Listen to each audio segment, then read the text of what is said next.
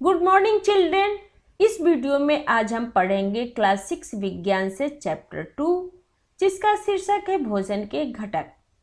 इस वीडियो में सबसे पहले पाठ का सारांश जानेंगे, उसके बाद कुछ परीक्षा उपयोगी प्रश्नों के उत्तर जानेंगे। यह चैप्टर सीबीएसई पाठ्यक्रम पर आधारित है जो एनसीईआरटी बुक से लिया गया है।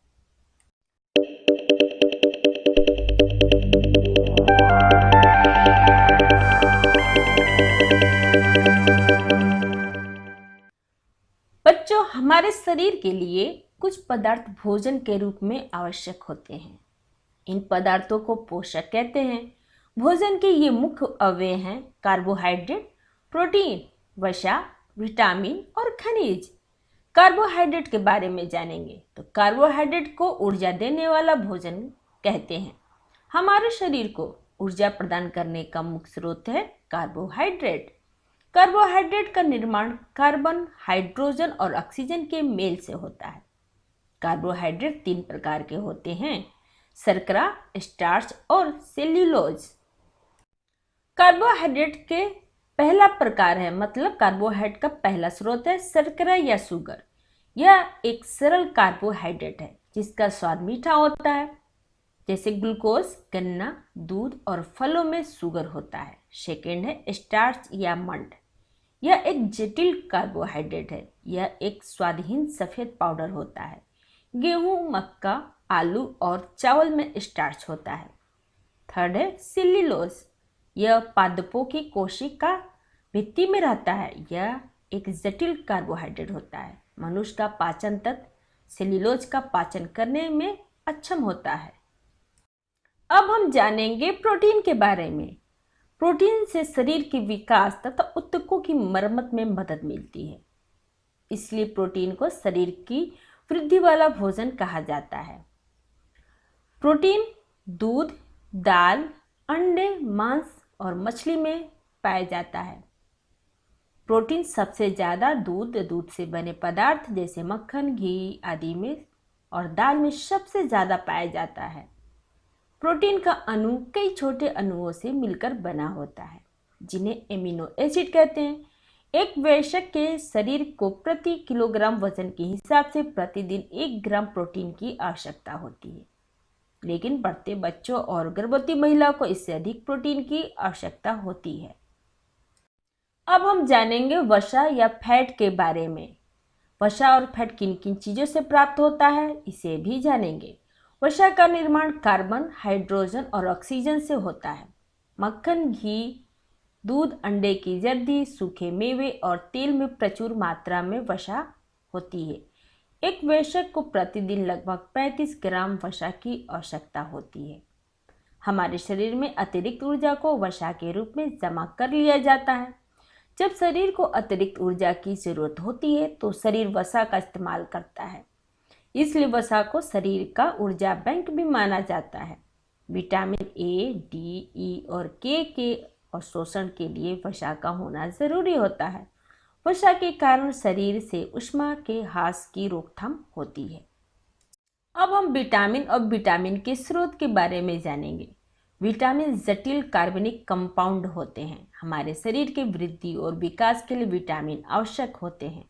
विटामिन से कोई ऊर्जा नहीं मिलती है। हमारे शरीर के लिए विटामिन ए, सी, डी, ई, के और बी कॉम्प्लेक्स की ज़रूरत होती है।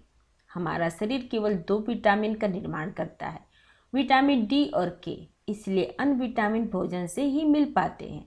विटामिन बी कॉम्प्लेक्स कई ऐसे विटामिन का मिश्रण होता है जो जल में घुलनशील होते हैं। इस समूह के महत्वपूर्ण विटामिन है B1, B2, B3, B4, B6, B9 और B12। अब हम खनिज के बारे में जानेंगे। हमारे शरीर को खनिजों की अल्प मात्रा की ज़रूरत होती है। लोहा, आयोडीन, कैल्शियम, फास्फोरस, सोडियम और पोटासियम कुछ महत्वपूर्ण खनिज हैं। ये खनिज हमें जंतुओं और पादपों से मिलते हैं। अवभाषजन्य रोग है। जब किसी पोषक के लंबे समय के अभाव के कारण कोई रोग होता है तो उस रोग को अवभाषजन्य रोग कहते हैं। इस टेबल में कुछ अवभाषजन्य रोगों के बारे में बताया गया है। बच्चों अब हम इस टेबल के देखेंगे। टेबल में 3 खंड है। पहला है विटामिन खनिज, सेकंड है अभाज्य रोग, थर्ड है लक्षण। तो विटामिन ए की कमी से रोग होता है रतौंधी, इसके लक्षण है नज़र की कमजोरी, रात में दिखाई ना पड़ना। सेकंड है विटामिन B1, इसकी कमी से बेरी रोग होता है, जिसके लक्षण है कमजोर पेशियां, थकान। थर्ड है विटामिन सी, इसकी कमी से स्क्रीवी रोग होते हैं, इसके लक्षण है मसूड़ों से खून आना। 4 है विटामिन डी, इसकी कमी से रिकेट रोग होते हैं, जिसके लक्षण है हड्डियों में झुकाव। 5 है कैल्शियम, इसकी कमी से ऑस्टियोमालेशिया रोग होते हैं, इसके लक्षण है कमजोर हड्डियां, दांतों के क्षय। 6 है आयोडीन, इसकी कमी से ग्वाइटर रोग होते हैं, इसके लक्षण है गले में अस्थायी सूजन। 7 है लौह, इसकी कमी से एनीमिया रोग होते हैं, इसके लक्षण है कमजोरी और थकान।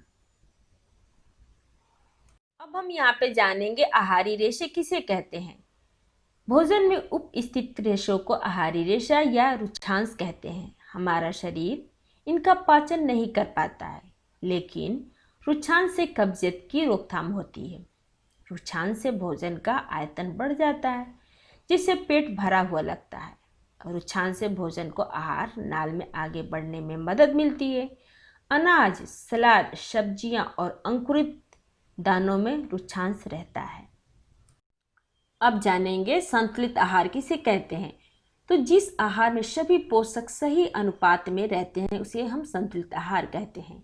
किसी भी पोषक की लंबे समय तक कमी होने से अभाज्य रोग, मतलब उसके विटामिनों से कमी वाले रोग हो सकते हैं। अब हम यहाँ जानेंगे भोजन में कार्बोहाइड्रेट का परीक्षण कैसे किया जाता है।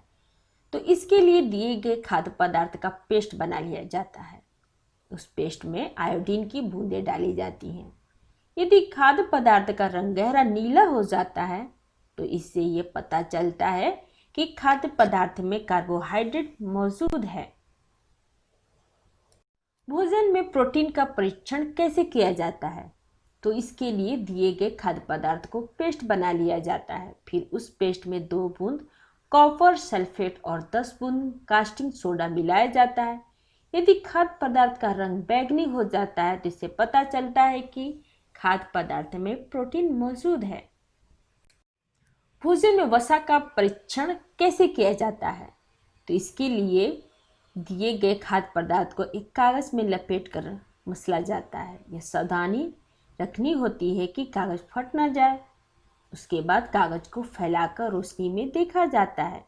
यदि कागज पर धुंधले धब्बे दिखाई पड़ते हैं जिनसे हल्की रोशनी आर पार होती हो तो इससे पता चलता है कि खाद्य पदार्थ में वसा मौजूद है। अब हम इस चैप्टर से कुछ प्रश्नों के उत्तर जानेंगे। तो पहला प्रश्न है, हमारे भोजन के मुख्य पोषक तत्वों के नाम लिखें। तो इसका आंसर है कार्बोहाइड्रेट, प्रोटीन, वसा, विटामिन और खनिज लवण हमारे भोजन के मुख्य पोषक तत्व हैं। सेकंड है, निम्नलिखित के नाम लिखिए। तो क है कि पोषक जो मुख्य रूप से हमें ऊर्जा देते हैं वो कौन है। तो इसका आंसर है कार्बोहाइड्रेट और वसा। ख है, पोषक जो हमारे शरीर की वृद्धि और अनुरक्षण के लिए आवश्यक हैं वो कौन है से हैं। तो इसका आंसर है प्रोटीन। ग है, वो विटामिन जो हमारी अच्छी दृष्टि के लिए आवश्यक है वो कौन है। तो उत्तर है विटामिन ए। घ है, वो खनिज जो अस्थियों के लिए आवश्यक है वो कौन है। तो इसका आंसर है कैल्शियम। तो ऐसे खाद्य पदार्थों के नाम लिखिए जिनमें निम्न पोषक प्रचुर मात्रा में उपलब्ध होते हैं। तो वसा, इसका आंसर है वसा हमें मूंगफली और घी से मिलता है। ख है मंड हमें आलू और चावल से मिलता है। आहारी रेशे, इसका आंसर आहारी रेशे हमें फल और सब्जी से ज़्यादा मिलता है। प्रोटीन हमें, इसका आंसर है दाल और मांस से प्रोटीन मिलता है।